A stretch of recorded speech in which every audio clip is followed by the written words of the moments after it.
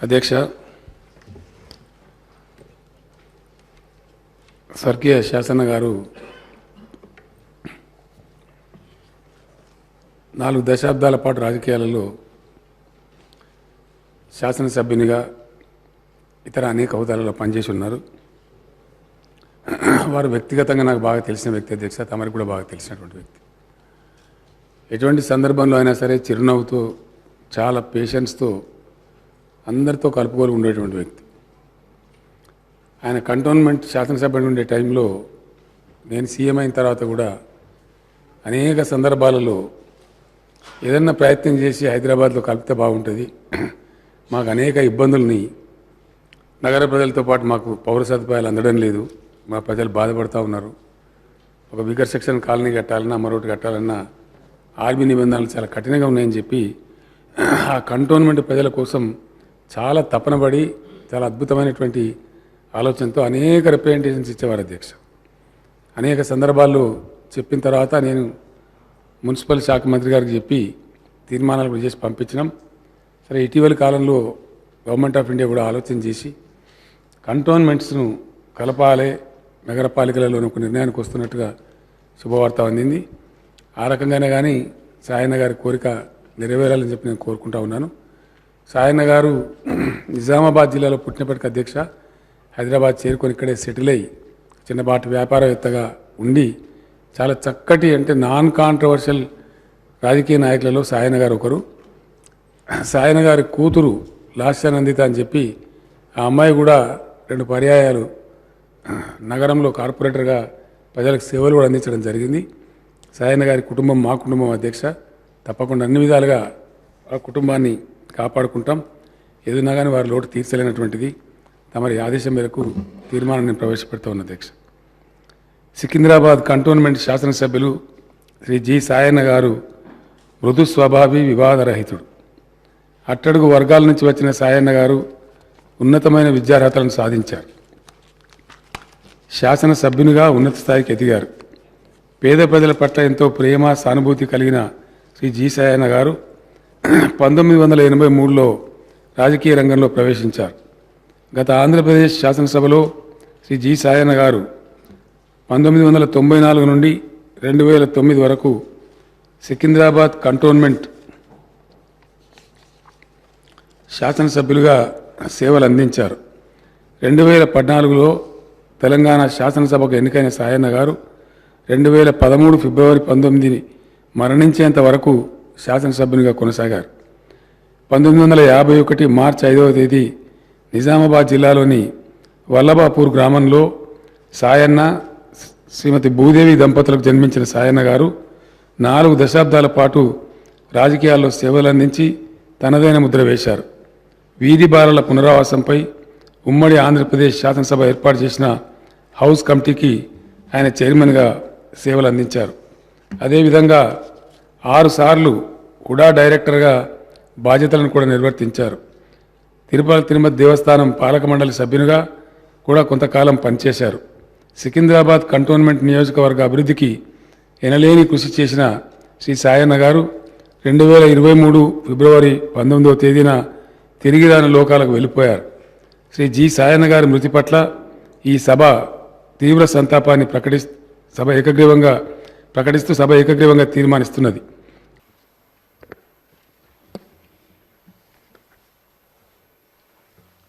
అధ్యక్ష, తమరి అనుమతితో ఈ సంతాప తీర్మానాన్ని సాయన్న ప్రవేశపెడుతున్నాను. అభిమానులు తెలంగాణ శాసనసభ సభ్యురాలు కుమారి లాస్యానందిత సాయన్న గారి మృతి పట్ల ఈ సభ తన తీవ్ర సంతాపాన్ని వ్యక్తం చేస్తూ శోకార్తులైన వారి కుటుంబ సభ్యులకు ప్రగాఢ సానుభూతిని తెలియజేస్తున్నది. అధ్యక్ష, 23/2/2024 నాడు సికింద్రాబాద్ కంటోన్మెంట్ శాసనసభ్యురాలు కుమారి లాస్యానందిత సాయన్న గారి ఆకస్మిక మరణం పట్ల ఈ సభ తీవ్ర సంతాపాన్ని వ్యక్తం చేసింది. ఇలాంటి బాధాకరమైన తీర్మానం నేను ప్రవేశపెట్టాల్సి వచ్చినందుకు నేను చింతిస్తున్నాను. కుమారి లాస్యానందిత సాయన్న గారి నాన్నగారైన కీర్తిశేషులు సాయన్న గారు నాకు అత్యంత సన్నిహితులు, ఆప్తులు.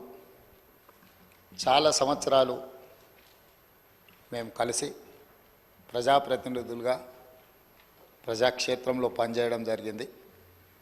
సాయన్న గారు అత్యంత సామాన్యమైన కుటుంబంలో 1951 వల్లభానగర్ నిజామాబాద్ జిల్లాలో జన్మించి కష్టపడి వారు 5 సార్లు శాసనసభ్యుడిగా, ప్రజా జీవితంలో కంటోన్మెంట్ బోర్డు మెంబర్గా, కంటోన్మెంట్ ప్రాంత ప్రజా సమస్యల పరిష్కారంలో అమ్మాయి వారు ఎనలేని కృషి చేసిండ్రు. వారు సిట్టింగ్ శాసనసభ్యుడిగా ఉన్నప్పుడే ప్రజా జీవితంలోనే వారు మరణించడం జరిగింది. ఆ తర్వాత వారిచ్చిన వారసత్వాన్ని, వారు నెరవేర్చాల్సిన బాధ్యతలను, వారిని అభిమానించిన ప్రజల కోసం కుమారి లాస్యానందిత కూడా ప్రజా జీవితంలోకి వచ్చి వారు బ్రతుకున్నప్పుడే వారు కార్పొరేటర్గా, ఆ తర్వాత వారి తరఫున వారిని నమ్ముకున్న ప్రజల కోసం వారు శాసనసభ్యురాలుగా ఎన్నికై ప్రజా జీవితంలోకి వచ్చి కష్టపడి పనిచేయాలన్న ఆలోచనతోటి వారు ప్రజా జీవితంలోకి వచ్చి 5 సార్లు శాసనసభ్యుడిగా సాయన్న గారు చేసిన ఎనలేని సేవలను దృష్టిలో పెట్టుకొని వారి వారసురాలుగా లాస్యానందితను కంటోన్మెంట్ ప్రజలు వారిని ఎన్నుకోవడం జరిగింది. మనమందరం కూడా 37 సంవత్సరాల చదువుకున్న ఒక యువతి, వెనుకబడిన సామాజిక వర్గాల నుంచి చైతన్యంతో ప్రజలకు సేవను అందించాలని ముందుకు వచ్చినప్పుడు మనందరం కూడా మహిళా సాధికారత కోసం ఎదురు చూస్తున్న వాళ్ళం. ఆ మహిళల తరఫున ప్రజాప్రతినిధి ఇక్కడికి వచ్చి సమస్యల పట్ల వారు చిత్తశుద్ధితో ఈ సభలో పోరాడతారని మనం అందరం భావించాం. కానీ ఔటర్ రింగ్ రోడ్లో వారు ప్రయాణం చేస్తున్న కారు ప్రమాదానికి గురై వారు మరణించడం జరిగింది. వారిని ప్రమాదం నుంచి హాస్పిటల్కు తీసుకెళ్తే అప్పటికే తలకు తీవ్రమైన గాయమై వారు మరణించిందని చెప్పి డాక్టర్లు చెప్పడం జరిగింది. వాస్తవంగా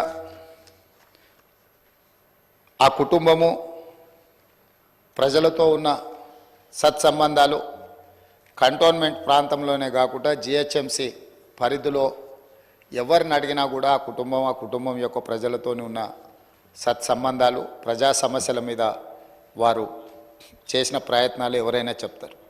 ముఖ్యంగా కీర్తిశేషులు సాయన్న గారు మృదు స్వభావి, సమస్యలను పరిష్కరించాలన్న తపన తప్ప రాజకీయాలకు అతీతంగా అందరితో ఒక మంచి సంబంధాలు ఉండి ఆ ప్రాంత సమస్యల కోసం వారు పోరాటం చేశారు. వారు కంటోన్మెంట్ ప్రాంతాన్ని జిహెచ్ఎంసీలో కలిపే విషయంలో కానీ, కంటోన్మెంట్ ప్రాంతంలో అక్కడ ఆర్మీ అధికారులు వాళ్ళ వల్ల కలుగుతున్న రోడ్ల ఇబ్బంది విషయంలో కానీ, ఎలివేటెడ్ కారిడార్ల విషయంలో కానీ చాలా విషయాలలో నేను పార్లమెంట్ సభ్యుడిగా డిఫెన్స్ కమిటీ మెంబర్గా ఉన్నప్పుడు సాయన్న గారు ఎన్నోసార్లు కంటోన్మెంట్ బోర్డు సమావేశాలలో ప్రస్తావించేవారు. ఎందుకు అనంటే వారు ఎమ్మెల్యేగా, నేను ఎంపీగా ఈ సమస్యల్ని పరిష్కరిస్తే ఆ కంటోన్మెంట్ ప్రాంత ప్రజలకు న్యాయం జరుగుతుంది, మేలు జరుగుతుందని చెప్పి వారు పరితపించారు.